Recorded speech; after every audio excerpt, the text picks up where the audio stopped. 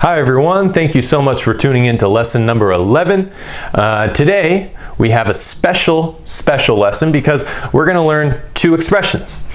The first expression is here you go, and the second expression is there you go. Okay, here you go, there you go. We're also going to look at some prepositions today. So I have some prepositions here, and later we're going to look at some quantifiers, which are words that quantify how much of something there is. Okay, so are you ready? Let's jump right in. Let's start with here you go and there you go. So the expression here you go and the other expression that we have today is there you go. These expressions can be used interchangeably, but in certain cases, they can take on their own meanings depending on the context. So I would say that usually if somebody is handing something to you or they have something close to them. For example, I have a marker in my hand. This marker is close to me. Okay, so I can pick up this marker, I have it close to me, and then I give it to you. I give it to another person. They will, I would say, or whoever is doing this would say, here you go, right? So you ask me for a blue marker or a green marker or whatever you want, and I take it, it's close to me, I say, here you go. Like if, for example, I had whatever in my hand, a picture, some donut or cake or whatever I have, I can offer it to somebody. I could say, here you go, it's an offer. It's like, I took the time to grab this for you, it's not a problem, but this is yours now. You can have it. You can take it. Here you go. Let's go ahead and look at the next expression. The next expression is there you go. Okay, there you go. It's basically the same thing, but there is a little bit more of an emphasis that something is further away. For example, this marker is close to me. I have this marker right here. It's very close, but let's say something is further away and I have to walk a little bit to go get it. Okay, now let's say somebody asks you for something out of their reach. It is so far they cannot touch it, they cannot go get it themselves. All right, so when you go and you grab it, okay, let's say for example I take a book or something, you grab it and you give it to them, okay, you can say there you go. Okay, there you go, because it implies that the object that you grabbed was a little bit further away. All right, now also, this expression right here, there you go, is a little bit more abstract. Like, let's say, for example, you can use it when you're reaching a conclusion in a thought process. For example, let's say that you are a teacher and you are in class and your students are asking questions in class. Now, one of your students raises their hand and answers the question that you have correctly. Then you, as a teacher, you can say to them, there you go, there you go, like, you're right, that's correct, there you go, good job, there you go, meaning that is correct, you have the correct response, you're right. But again, it can be used for a physical object that is also placed further away, like the book that I showed you. So, there you go is a little bit more abstract, and here you go, we use it for objects that are close by. Or if you're in a restaurant and you order food at a restaurant and the waiter or the waitress comes over and they say, here you go, here you go, here you go, like here's your food. That's also another case in which we would use here you go. All right, so now let's go ahead and move on and look at some prepositions. Okay, now prepositions are things that show where things are located, proximity to other things. So let's go ahead and look at them. In. All right, so the first one that we have is in. You can use in with cities like in San Francisco, in New York City, in Paris, in whatever city you want to use, in Tokyo. We use this with countries as well. For example, in America, in Canada, in Mexico. You can use it with continents. In Africa, in Asia, in Antarctica, in Australia. So the next one that we have is at. Okay, so at we can use when, maybe I should write this. Would you like me to write it? In, we can use with cities, places, I'll say. And then we have at, it's more of a specific location. Hey, Where are you? Oh, I'm at the lake. Okay, you're at a specific spot. Okay, where are you? You are at the lake. You are at that specific spot. You can also use it, for example, where is your house? Okay, it's at the river. Or you can say it's at the school. It's at the bridge. You know, you name a specific location in your town or in your city or in a place, and people can locate that place, wherever it is, and this helps to identify that it's a specific place. Okay, when we say at somewhere, it's more specific than in. Okay, then we have near. Okay, so I'll put specific, more specific. Okay, so then we have the word here, near. Okay, near is like close to. Okay, that's a synonym. We could say close as well, close. It's close to you. For example, this marker is close to my face. See how close it is? It's very close. You can also use near. So it's near my face, it's close to my face. You choose whichever word you want. And then we have next to. Okay, so let's say you have a house right here, and there is another house next to it. Okay, so next to means right next to something. For example, I can stand here and I can be on the right side of the screen from how you're looking. I'm on the right side of the screen. Okay, but if I stand right next to myself, right here, I'm on the left side of the screen. Okay, I'm on your left side of the screen. Okay, here I'll stand in the middle. I'm in the middle of the screen. So that's next to, next to. Then we have behind, meaning in back of you. Okay, so that's another way to say it. We could say behind, or you can say in back of. In back of. So, for example, you have a car here. Okay, I'm not good at drawing, guys. Right? And the car is going this way. And then in back of you, or behind you, you have another car. Okay? It's also going that way. So this is behind or in back of, right here. Okay? And then we have in front of, which is the opposite. Okay, so this one, for example, this car is in front of this car. Okay, so this car is in front of this car. And then we have on top of. Okay, on top of. So that just means something is above you. Okay, so on top of. For example, there is a cat on top of this house. Okay. All right, I hope that's a good cat. Okay.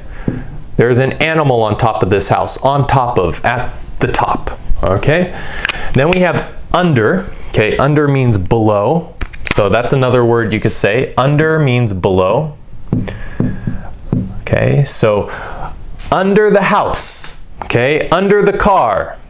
Below the house, below the car. Below my feet, there is cement. Okay, below my feet, there is also a carpet.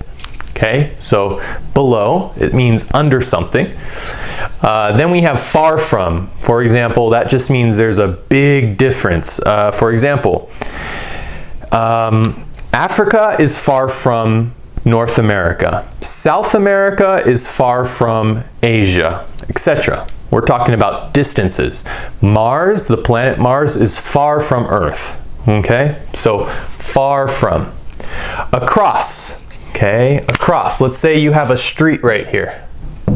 Okay, here's a street, and you have a tree right here, and then across from the tree, you have, I don't know, you have people.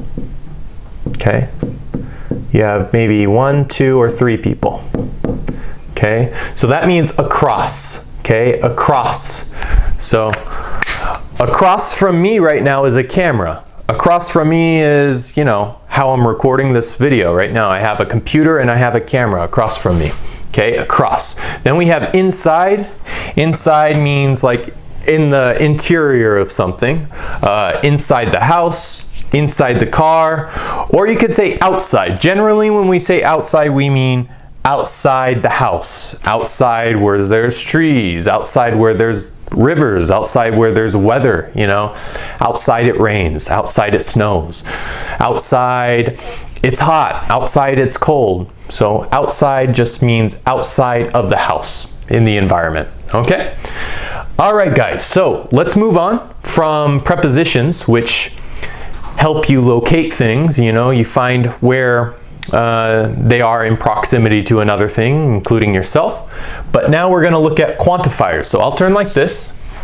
We have a few quantifiers, and they go from a lot to very, very, very little. Okay, so let's look at a lot. So we have loads of, tons of, bunch of, okay? Jeff Bezos, okay, Jeff Bezos is the richest person in the world, or we can also say Elon Musk, he's also very rich. Jeff Bezos and Elon Musk have loads of money, or you could say tons of money, or you can say they have a bunch of money. You choose what expression you want. Loads of, tons of, and a bunch of means a lot, a lot, a lot. And then we have a lot of, okay? A lot of is, you know, we have loads of, tons of, and then we have a lot of, shrinks a little bit, gets smaller, a lot of. And then we have so much, so many. Again, it shrinks a little bit, so much, so many. Then we have too much. For example, you're eating food and there is too much food in your plate. You can't finish your food because there is just too much, okay? So we would say too much food, okay? Or maybe something is too much money, okay? Too much money, it's expensive. A number of, okay, so we have too much here, and then we have a number of something, okay? So then we have some also shrinks a little bit. And then we get into the smaller numbers, okay? Like a few, okay? We have a few. And then we have little, right? Little. And then we have a little bit of, okay? A bit of, bit. And then we have barely. Barely means almost zero, okay? Almost nothing, okay? So then we have a bit of, which is like that. And then we have barely. And then we have hardly. And then we have not or no, which means zero, nothing. And then not any means nothing at all, okay? So we have loads of, tons of, bunch of. We have a lot of. We have so much, so many, too much, too much. A number of, some, a few, little, a bit of, barely, hardly, and then you can say not or no, and then not any, all right? So these ones are pretty easy, guys, but just make sure you memorize those, all right? So let's go ahead and take a look at some expressions. The expressions are there is, there are, there isn't, and there aren't. Now, oftentimes when you use expressions, you're going to use them with quantifiers and prepositions when you use there is, there are, there isn't, and there aren't, okay? Remember, guys, that there isn't means there is not. And there aren't means there are not. Okay? These are contractions. Contractions are when you take a longer word and you make it smaller. It's a contraction of something else. We use lots of contractions in English. Okay? So let's go ahead and move on. Number one, there are tons of coffee shops in front of City Hall. Okay, so we have tons of, meaning a lot, a lot, a lot, a lot, okay? There are tons of coffee shops in front of City Hall, okay? City Hall is where the mayor works, where the governor is, or maybe where the politics takes place for a country or a city. Oftentimes, politics happens in the City Hall, where they run the place. So again, tons of coffee shops where you go to drink coffee. For example, if you're in Canada, Tim Hortons is a coffee shop. Dunkin' Donuts is a coffee shop. In the United States, a lot of Starbucks. Okay, there's a lot of Starbucks. There also a lot of coffee shops in Spain. The country of Spain has I think tons of coffee shops, loads of coffee shops, a bunch of coffee shops. In front of means facing, okay? So you can say in front of. That's another word we could say. I'll write it here for you. So if you don't want to say in front of, you can say facing. Facing. Okay? Facing. So there are tons of coffee shops facing City Hall. There are tons of coffee shops in front of City Hall. Number 2, there aren't a lot of things to do far from our hotel. Okay? Now oftentimes when Americans say this word right here, they will say it are. Are, or sometimes they'll say it our. Okay? So oftentimes it sounds like are, A-R-E.